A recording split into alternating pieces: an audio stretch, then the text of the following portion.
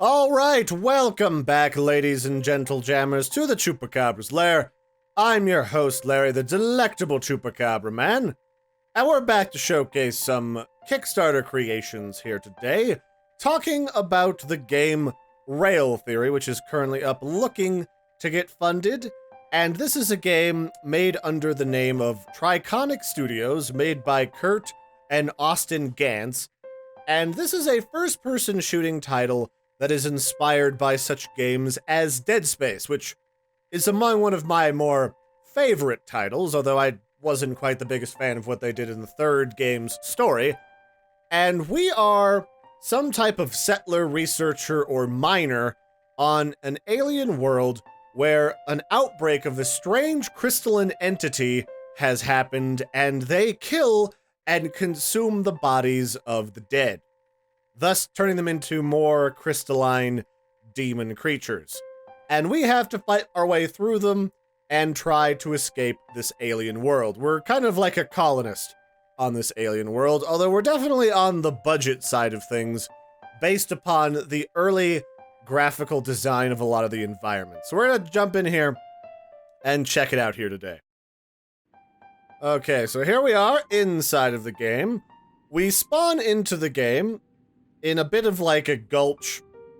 Kind of feels like a ravine. It's very dark out. Might be nighttime or something therein. It's hard to say if this planet gets a lot of daylight or if this is one of those planets that is mostly dark for various reasons. And here is our rustic main character. We are sporting the latest in S&M body gear for urban planetary survival. And we've also got a cool little omnidirectional flashlight on our chest that kind of zips wherever we look. And some crazy space age guns. Well, I say crazy space age guns. We have like a Glock, or just like a regular handgun.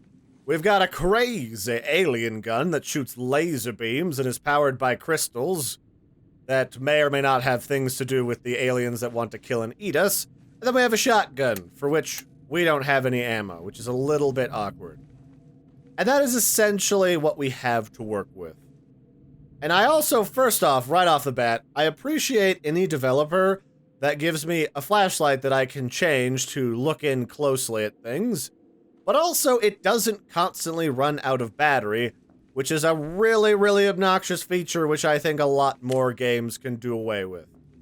That sort of thing kind of had its run with Outlast and other games around that time, and I'd say it's proper dead by now. So yeah, we gotta find our way through this, this whole game kind of looks like it's somewhere in the old pioneering times of the old Wild West, where you had to deal with, you know, sort of shanty towns being built up at a railroad station somewhere on the frontier. And I'm not entirely certain how I feel about that kind of aesthetic. But here's our first enemy. This is our first friend who would really like to say hi to our flesh. And yeah, they're like these weird crystalline corpses. Most of the body has been turned into like a almost stone-like material, and crystals are growing out of them. And we gotta kill them. Now, I do like part of the combat in this game, and I'll talk about that in a moment. See, I'll grab you for later. Same with this repair kit. I do like a lot of the concepts behind this game. Like, first off, our laser beams are powered by these crystalline entities, which to me implies that we are literally killing and using living crystals as a fuel source, and the crystals are fighting back. But B, if you shoot open one of these creatures and you find their living crystal, you can use your melee ability, this stabbing hacksaw, which is essentially just your pistol but in like stab mode. You can use it to stab off their heads, which I like. I like that a lot. It gives me a reason to conserve ammo. So here's where we learn about the standard or the charge shot for the foil dredge gun, which is kind of a neat weapon. And then here we've got some other victims of this little outbreak of crystalline taint, where stuff can just grow right out of you without a moment's notice, which makes me wonder how exactly you get infected in this game. But I'm sure we'll learn more than enough about that in the near future. Now, I know somewhere around here, there's a critter that's gonna try and eat me. Like, that's just how this is gonna go. Yep, there it is. Is it this one? No. Where are you sneaking out from, friend? Oh, there you are. Hey, buddy. How you doing? You got wings. Well, now you don't have a head, which I guess is awkward for you. So yeah, these things take on a lot of different forms, and part of the way that this is supposed to work later in the game is that based upon what persons get killed and infected and what kind of person they are, that will change how these creatures develop and what their abilities and characteristics will be. And also, like, environmental choices that you make. Which, to me, is, like, really cool. If you make different choices, different things happen with the enemies. Like, maybe if you're a nice person, they're easier. I don't know. I would say that if you're gonna make choices matter in this game, I hope that you don't do a moral choice thing, because I'm just trying to stay alive, and moral choice meters, even for AAA companies, are usually an ass and a half to get working in a way that doesn't seem stupid. But if you do decide to do that, make it so that the choices feel meaningful. Don't just make it so if you do anything bad in the game that you just kind of get fucked over. That would suck. So I'll take that. So, oh, hey, it's a friend. Hey, friend. What are you doing? Hey, you. Why don't you come over here so I can... Damn it, you made me waste the ammo.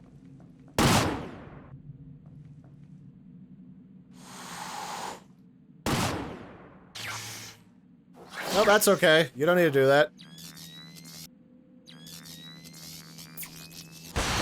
Okay, perfect.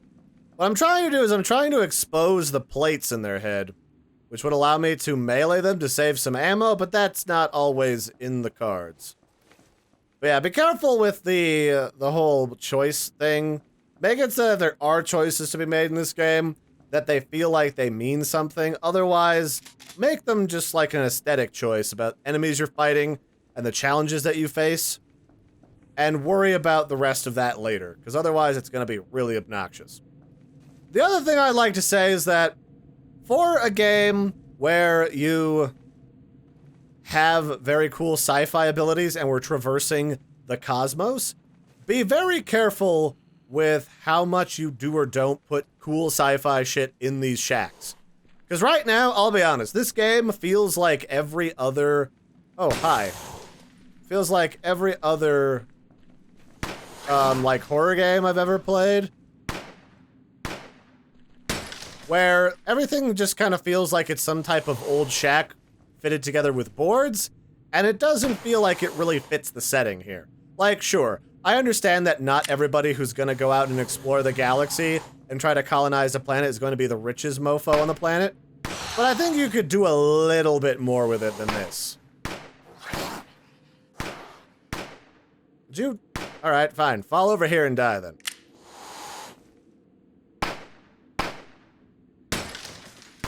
There we go. That's better. So what I'm trying to say is, you're gonna want to do something like the show Firefly. So yes, we're in kind of like a pioneering frontier town on a planet in the edge of like the galaxy. I got that. That's pretty on point. I like that. But the thing that you're gonna have to kind of do in the future for that is you're gonna have like maybe some appliances in each of the house are obviously cool and futuristic. Maybe some of the houses have like a satellite dish or a cool relay coming out of them that used to be functional. Stuff like that is really going to sell this a little bit better than just a plain Jane pioneering aesthetic. Because if I'm going to be, you know, getting a ship back running, I want to actually understand that this character could in fact get it back running and not just be a derp. So what do we got? There's a big old town over here. So the toolboxes are used to fix our suit, and the med kits are used to fix our health bar. And if our trauma gets full, like if our little health bar gets full of trauma points, or red, that's when we die, it looks like. Otherwise, trauma in this game is just reducing your stamina, making it harder for you to survive, which is where you'll want to be careful of your choices when fighting these critters. Wait, was that something coming up behind me? I think it might have been. It's hard to tell because the there's the customer. Hey lady, how are you? Shit. That's the trouble with that gun, is it's very inaccurate. I'm also definitely not super in love with how you've got the aiming reticles in this game. I feel like this could be a little bit more steady, because anybody who lives in this kind of environment has probably had to use weapons their whole lives, and their hands, even in a shitty situation like these, after a little bit, like, you're pretty numb to the violent creatures coming after you. You'd probably have fairly decently not shaky hands after the first couple of encounters. So yeah, I'm looking for more technology in this game, and I'm definitely going to need a whole heap of story. Because one of the— oh shit. Hi, friend. No, that's okay. You can come out and play with me out here. You're gonna definitely need a whole heap of that lovely, juicy storyline. Because one of the things that made, just as a good example, Dead Space supremely compelling was the fact that there's this weird religion that seems to worship the markers that are creating the zombie folk. And it seems like there's a malevolent creature that lives inside of those markers that would really just as soon have the entire of every species pretty much dead. So you're gonna want to have some component like that that really sells the reason why you're here and the reason why you should care about this character. And also, I have a feeling that the reason why people are getting infected by the crystals are, again, because they're living creatures and they don't want to get killed by humans who use them as fuel. That sounds really nifty, and I think that's pretty compelling. What you do with it beyond that, I have no idea. That is completely up to you guys, but writing is going to be very important, and if you two are not feeling quite as competent at it, because I'll be honest, I've written some stuff for people as both like body copy for websites and for stories, it can be difficult. And you really have to get in the right mindset if that's not really your thing. So I would encourage you to try to find a writer to work with. That will definitely improve things and make them extra juicy. Let's see how the shotgun works. I haven't fucked with the shotgun yet. I'm sure something's gonna try and sneak up on— oh, hello! A narrow gate! Whatever could happen in a narrow little walkway. Certainly not a timed event. It looks like we're in a cave, actually. Now that I'm looking up. There's a beacon over there. Wait, something behind me? Shit! There's something behind me. How dare you! My booty is not for grabbing, you son of a bitch. Is there any more behind me? I'll bet something hopped down at me, too. You sneaky devils. So here's the other thing that you need for that kind of a mechanic. If you're gonna put in monsters that are gonna sneak up on you, you need to have them come out of a pretty consistent place. Like in Dead Space, monsters came out of vents that you could kind of anticipate them popping out of. They came from, like, behind crates. They came through the very obvious windows. And you should reward the more avid hardcore player, maybe not even the more hardcore player, but the more attentive player, for noticing those things and allowing them to counteract the monsters coming at you by placing, like, mines in their path, or just stomping the obvious dead body in the room that might turn into a zombie in a minute. Like, that's very reasonable, and I find that to be a lot of fun, is if I can kind of anticipate and counteract some of the monsters. Some of them should come out from places that you wouldn't anticipate, but I think the vast majority of them, after you've been introduced to the horror aspect of the game, should definitely allow you to anticipate a little bit more. I think that's more than fair. The other thing you're going to want is, on top of the needing more sci-fi accoutrements, is you're going to need to have boatloads of really cool weapons that you can either build, craft, or buy. I guess building and crafting could be construed as the same thing, but sometimes games will do it in a more story capacity, where instead of, you know, gathering materials, you just at a certain point they become unlockable, and you can just build them with some of the points that you've accrued, as opposed to, like, a hardcore crafting mechanic. Which, I'll be honest, hardcore crafting is not always necessary. Don't have me gathering, like, Don't have me walking in weird places to mine shit. This is a story-driven kind of action RPG, almost. You really want to make sure that I'm not fucking about with stuff that takes away from the overall experience. Okay, something's gonna come try to eat me. Some of the directional sounds are a little iffy. I'm thinking that stuff is like directly behind me when perhaps it's only up ahead, which is a little bit janky. Who wants to grab my booty? I hear somebody who getting hung. Oh, hi. There you are, Tabitha. So nice of you to join us. I'm also not certain that I dig the demonic aesthetic to these creatures. I feel like an unrelated alien species from another planet would not necessarily look like a demon. Maybe that's just me. Are you dead?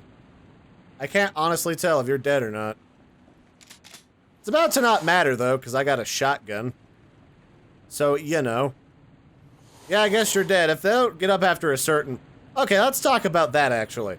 If this thing is dead, I feel like it should glow less. When you... Yeah, this thing's got, like, a glowing eyeball.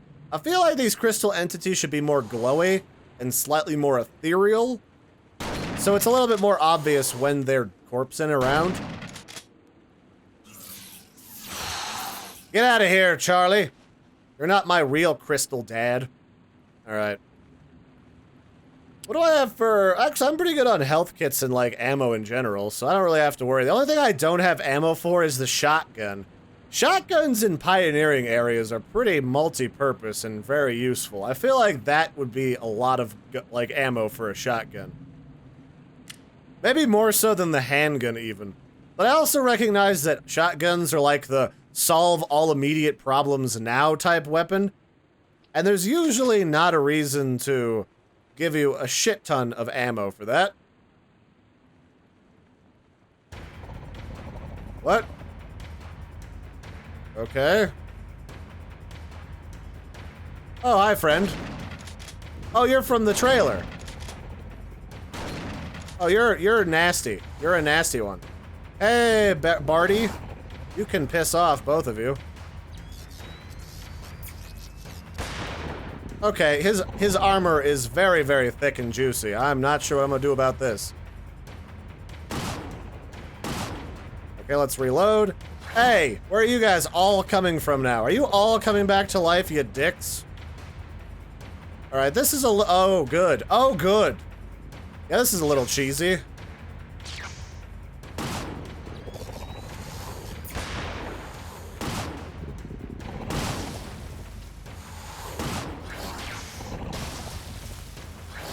Alright, well, this is gonna get a little roasty toasty in here. That's fine. Alright, he just takes it to the chest, so that's fine, I guess.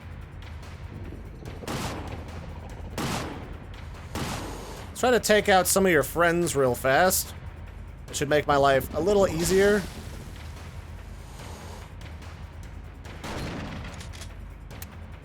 Alright, let's get out the old handgun. Ow. Ouchie, ouchie, ouchie. This is really loud, too. Alright, let's try this again.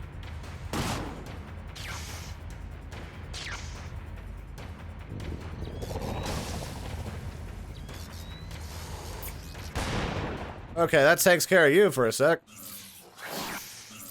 I'll cut you to pieces, though, madam.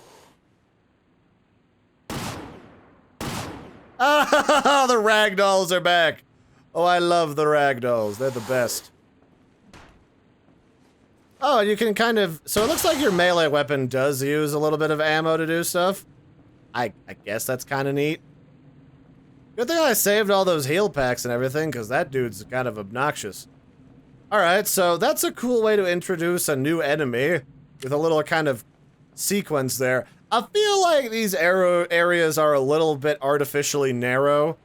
I feel like that design could be improved upon by just making areas more creatively obstructive. Because I don't want to really feel claustrophobic in every single room that I walk in.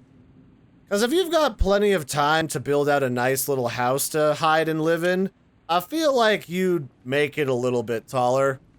Maybe that could be fixed with an FOV slider, I don't know. But everything in this game feels a little bit too claustrophobic in a way that isn't so much like adding to the ambiance, which this game's got a pretty nice ambience to it, but it's just kind of obnoxious and annoying. So, anything hide? I feel like if there's a place creatures are gonna hide, it's gonna be back up in there. Maybe that's just wishful thinking that I can figure out where they're all coming from.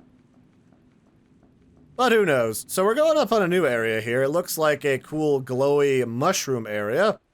So that's the kind of like crazy alien environments that I'm looking for. But definitely make anything like an alien mushroom look alien.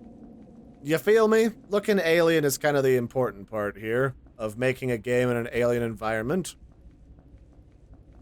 But yeah, like I like where this game is going. I think it's definitely got a solid foundation for concepts, but it just needs to be fleshed out and it needs to be smoothed and polished, which is part of what the development cycle's for.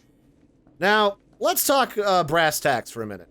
This game is currently up on Kickstarter, and they're looking to get about $150,000 in order to bring this game to market. I think it's a compelling idea, but I'm a little wondering if they're going to manage to get $150,000.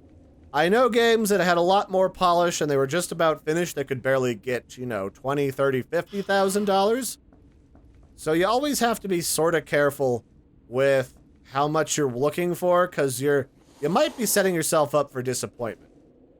Oh, this one's green. Why are you green?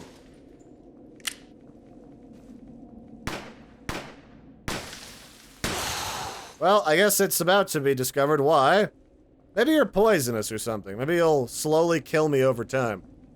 Okay, so there's different enemies. I feel like if they're gonna do things like turn colors, though, you might want to model yourself something fresh. Otherwise, it can feel like you're just reusing... Oh, hi. Can you not? Oh, is that one of the big boys? Hey, girls, how are you? Having a good time? That's lovely. There's some more crystals to... Oh, hi. So one of you woke back up, it would seem.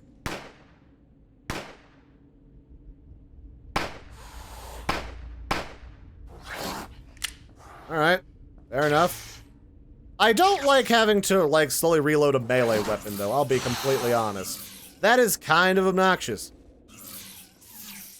And if these things aren't dead, I feel like you should be able to stand over their corpse if they've been knocked down and proper execute them with some type of weapon so that they're highly unlikely to get up, or if they do, they get up without legs so they can't walk at me.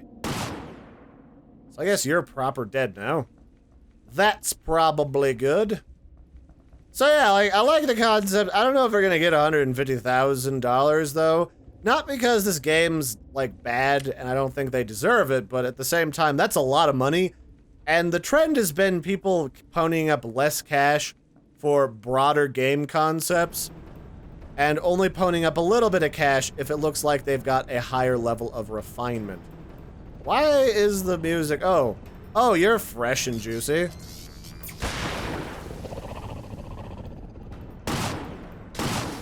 Nope, that's okay. You don't need to swap at me. That's fine. Nah, man. I promise, I'll be a good boy.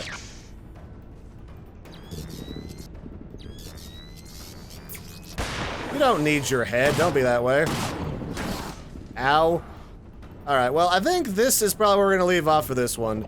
You can check this game out for yourselves in the description below. I'll put a link to the Kickstarter page. And until next time, I've been your host, Larry. This has been Rail Theory. I like where it's going, but it definitely needs some additional accoutrements to really sell the concept. There we go. Can I smack you? Yes! Alright, that's it for this one. Have a good one, everybody, and I'll catch you next time. Toodles, everybody, and have a good one.